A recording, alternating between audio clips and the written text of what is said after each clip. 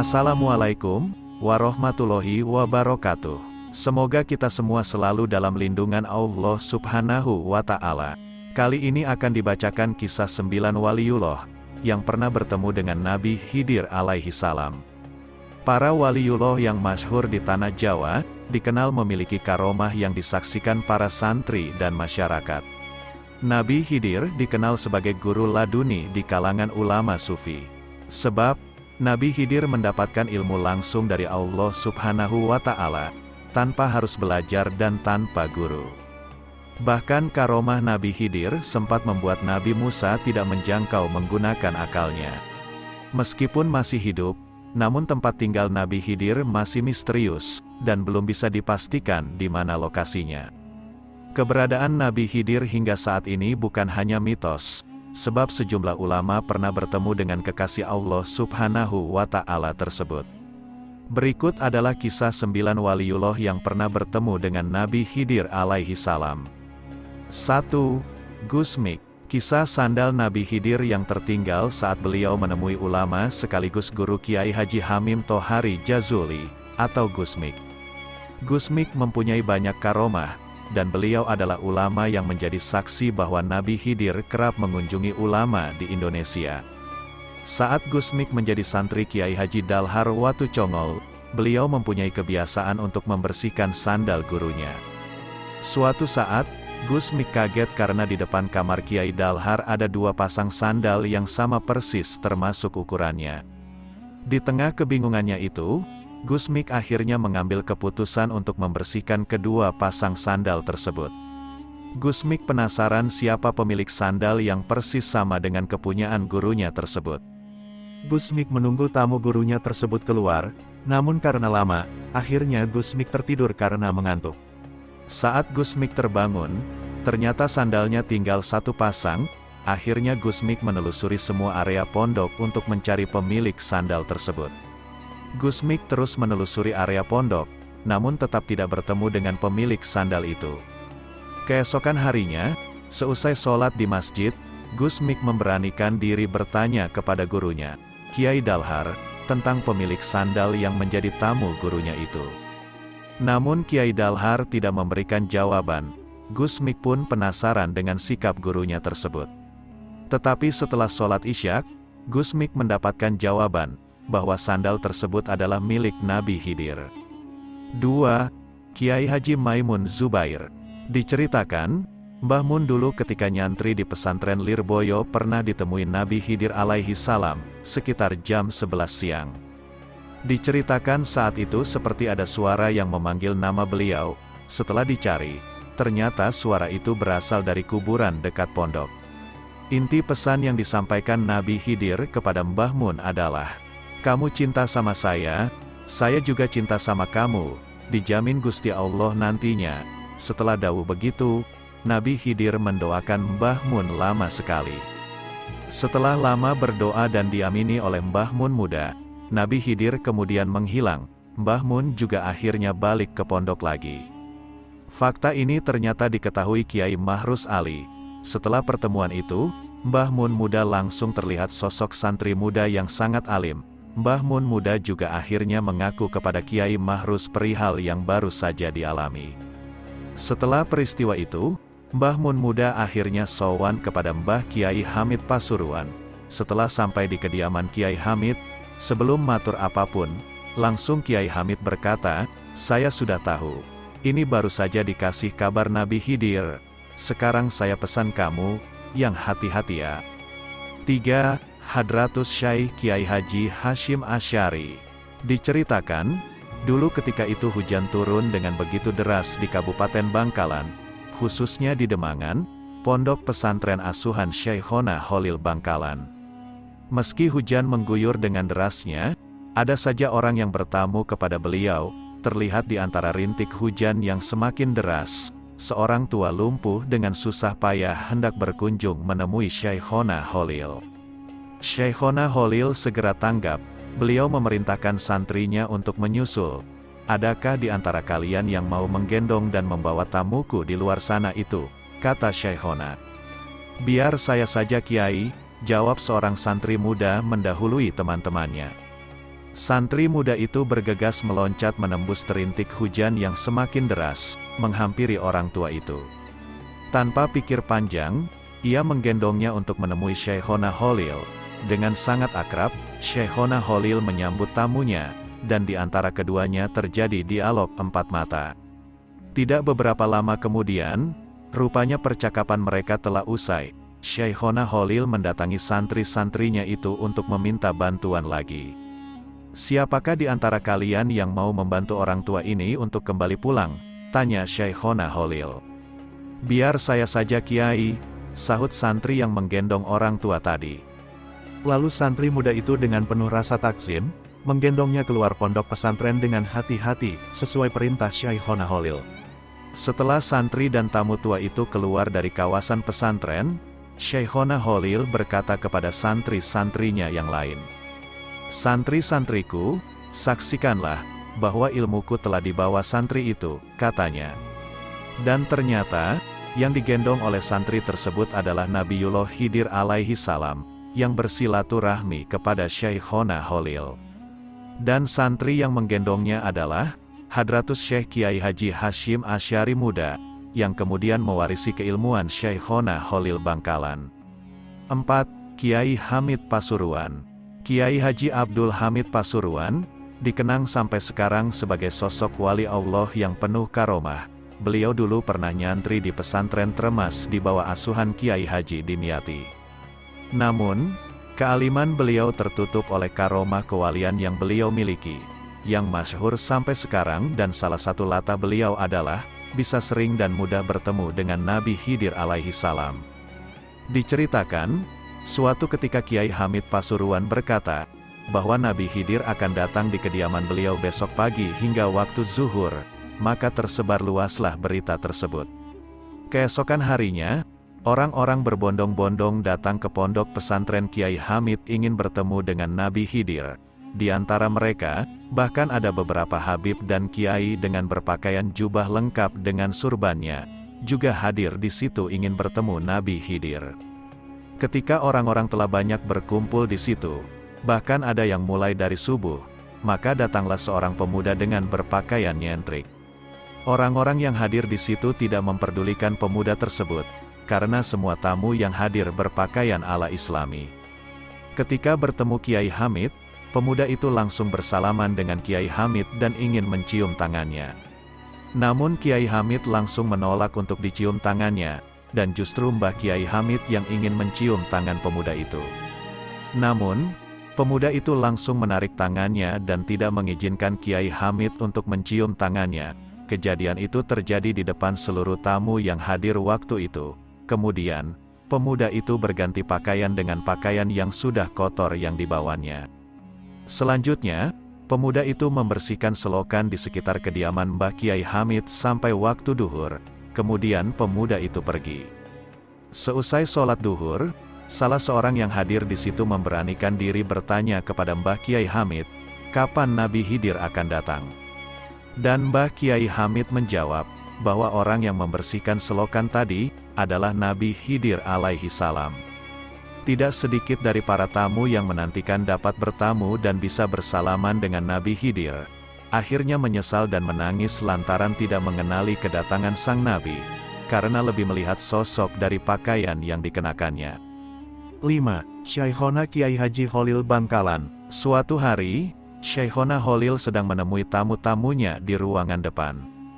Mbah Khalil yang juga ulama besar dari salah satu guru dari Kiai Haji Hashim Asy'ari yang merupakan pendiri NU ini, duduk dengan salah satu lutut tertekuk di depan perut beliau. Ketika sedang asyik mengobrol itu, tiba-tiba seorang bertampang seperti gembel dengan pakaian lusuh sambil menuntun seekor anjing masuk ke ruangan. Kontan saja semua tamu pada heran bercampur geram. Apalagi tanpa salam, tanpa bicara, dan tanpa izin, tiba-tiba si pengemis ini menyeruput kopi milik Mbah Khalil hingga tinggal ampasnya. Terlihat juga ingus yang keluar dari hidung pengemis tak diundang itu. Marahkah Mbah Khalil? Tidak. Mbah Khalil tampak merubah posisi duduknya seperti orang posisi duduk orang yang sedang sholat. Telapak tangannya menyatu di atas paha, kepalanya menunduk tanpa berani menatap muka si pengemis. Justru beberapa tamu bangkit bermaksud mengusir orang aneh ini, tapi segera dicegah oleh Mbah Holil dengan isyarat tangannya. Beberapa saat suasana hening, Mbah Holil tetap menunduk. Tamu yang ada di ruangan itu tak satu pun ada yang berani bersuara sampai kemudian si pengemis berlalu tanpa sepatah kata pun. Selepas gelandangan itu pergi, Mbah Holil membuka suara. "Siapa yang mau meminum kopi bekas tamuku tadi?" Tentu saja tak seorang pun yang mau, karena kopi itu bekas diminum seorang pengemis dengan ingus menempel di bawah hidung. "Baiklah, kalau begitu biar saya saja yang menghabiskan," kata Syekhona Holil sambil meminum sisa kopi di cangkir. Semua tamu semakin terheran-heran. Belum habis rasa penasaran para tamu itu, kemudian Mbah Holil menyambung kata lagi. "Tahukah kalian siapa tamuku tadi? Dia adalah Nabi Khidir. Beliau habis mengunjungi sahabatnya seorang wali di Yaman dan Sudan, kemudian melanjutkan perjalanan ke sini untuk menemui sahabat-sahabatnya, para wali Allah di tanah Jawa," papar beliau. Kontan saja kemudian para tamu berebut sisa kopi yang tinggal cangkirnya itu. Bahkan ada yang berebut untuk mencuci cangkirnya sekedar untuk ngalap berkah dari kesalehan Nabi Khidir alaihi salam. 6. Guru Sekumpul. Guru Sekumpul merupakan ulama besar dengan nama lengkap, Kiai Haji Muhammad Zaini bin Abdul Ghani, Al-Alimul Al-Alamah, Al-Arif Billah Al-Bahrul Ulum, Al-Wali Qut Asy Al-Mukarram, Maulana Kiai Haji Muhammad Zaini bin Abdul Ghani Al-Banjari. Beliau sangat menghormati siapapun yang datang untuk bertamu kepadanya. Rasulullah bersabda, "Barang siapa yang beriman kepada Allah dan kepada hari akhir, hendaklah ia memuliakan tamunya." HR Imam Bukhari dan Muslim. Sikap memuliakan tamu juga ada pada Abah Guru Sekumpul, sebagaimana pernah diceritakan oleh salah seorang pemuda yang juga merupakan cucu ulama yang berpengaruh di daerah Brabai Kalsel, yaitu Kiai Haji Ahsan Ahmad. Suatu ketika, dahulu kala, sedang berkumpul para tamu, ulama, kiai dan habaib di kediaman Abah Guru Sekumpul Kalimantan Selatan. Pada saat itu, juga hadir sejumlah murid atau santri dari Abah Guru Sekumpul, yang asyik berbincang-bincang di ruang tamu. Pada saat asyik berbincang-bincang, tiba-tiba terdengar suara memanggil salam dari pintu yang terbuka. Abah Guru Sekumpul dari para tamu yang berkumpul di situ pun menjawab salam tersebut, dan tampaklah orang tua yang sekilas mirip seorang pengemis, datang hanya untuk meminta minum. Lalu, Abah Guru Sekumpul menyuruh seorang pemuda untuk menyerahkan segelas air kepada orang tua tersebut. Begitu selesai meneguk air, orang tua mengucap Alhamdulillah, dan menyerahkan gelas yang masih banyak sisa airnya. Orang tua tadi mengucap terima kasih dan lalu mohon pamit undur diri. Orang tua tadi sambil kembali ke tempat semula sambil meletakkan gelas tadi di depan pemuda itu. Lalu, Abah Guru Sekumpul menyuruh pemuda itu untuk meminum air tadi. Pemuda itu pun meminumnya tetapi hanya setegukan saja sehingga masih banyak meninggalkan sisa. Abah Guru Sekumpul berkata, "Siapa yang mau meminum bekas orang tua tadi? Dipersilahkan," kata Abah Guru Sekumpul kepada para tamu. Namun, tampaknya semua hadirin atau tamu yang ada, tampaknya tidak beranjak. Namun, entahlah, malas atau apa, karena mungkin air tadi bekas dari seorang tua yang tampangnya mirip pengemis. Beberapa saat kemudian, Abah Guru Sekumpul menyuruh lagi kepada pemuda itu untuk menghabiskannya. Karena hormat, ia pun menghabiskan air itu hingga habis tidak bersisa. Setelah sedikit menghela nafas, Abah Guru Sekumpul berkata kepada semua tamu yang hadir pada saat itu, "Adakah yang tahu, siapakah kakek yang mirip pengemis itu tadi?" Para tamu pun menjawab, bahwa tidak mengetahuinya. Lalu Abah Guru Sekumpul berkata, bahwa kakek mirip pengemis yang datang meminta minum tadi, adalah Nabi Khidir alaihi salam. Setelah mendengar ucapan Abah Guru Sekumpul, para tamu yang hadir langsung berebut untuk mengambil gelas bekas minuman yang dipakai Nabi Khidir tadi, dan mengisinya kembali dengan air untuk bersama-sama secara bergantian minum untuk mengambil berkah. 7. Habib Soleh bin Muhsin Al-Hamid. Habib Soleh bin Muhsin Al-Hamid merupakan salah satu wali Allah yang semasa hidupnya tinggal di daerah Tanggul, Jember, Jawa Timur. Lantaran itu, sang ulama oleh warga setempat akrab dipanggil Habib Soleh Tanggul. Dalam perjalanan hidupnya, sang ulama pernah mengalami kejadian yang luar biasa, yaitu bertemu Nabi Khidir yang diyakini masih hidup hingga saat ini. Saat masih muda, Habib Soleh Tanggul tengah berjalan menuju stasiun kereta api Tanggul yang jaraknya sepelemparan batu dari kediamannya. Tiba-tiba, datang seorang pengemis yang meminta uang. Saat itu, Habib Soleh Tanggul membawa uang Rp10.000, namun, ia menjawab tidak ada uang, karena hanya itu yang dimiliki. Sang pengemis pun akhirnya pergi. Tak lama kemudian, pengemis tersebut datang lagi dan meminta uang, dan Habib Soleh pun menjawab sama, tidak mempunyai uang. Sang pengemis pergi lagi. Tak berselang lama, pengemis tersebut datang lagi untuk ketiga kalinya dan meminta uang. Habib Soleh pun menjawab seperti sebelumnya. Selanjutnya, pengemis tersebut menjawab, yang Rp10.000 di sakumu. Mendengarkan lontaran pengemis tersebut, Habib Soleh Tanggul pun kaget. Ia lantas menjabat tangan pengemis itu. Ketika itu, jempol si pengemis terasa lembut seperti tak bertulang. Menurut keterangan di kitab-kitab klasik, ibu jari tanpa tulang merupakan salah satu tanda fisik Nabi Khidir. Meyakini bahwa yang ditemui adalah Nabi Khidir, Habib Soleh Tanggul pun memegang erat tangannya sembari berkata, "Anda pasti Nabi Khidir, maka mohon doakan saya." Pengemis itu pun berdoa lalu berpesan, bahwa sebentar lagi akan datang seorang tamu, sebelum berpamitan pergi. Beberapa waktu kemudian, ada seseorang yang berpakaian serba hitam turun dari kereta api. Dia meminta tolong kepada Yik Soleh, nama kecil Habib Soleh, untuk menunjukkan rumah Habib Soleh. Yik Soleh merasa bahwa di daerah sekitar tidak ada yang namanya Habib Soleh.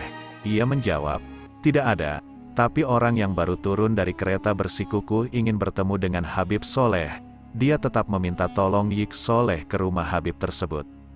Yik Soleh pun menjawab, "Di daerah sini, tidak ada yang namanya Habib Soleh. Yang ada hanyalah Soleh, yaitu saya sendiri." Orang tersebut pun menjawab, "Kalau begitu, Andalah yang saya cari." Jawaban itu sontak mengagetkan Yik Soleh. Sejak itulah, rumah Habib Soleh Tanggul selalu ramai dikunjungi tamu.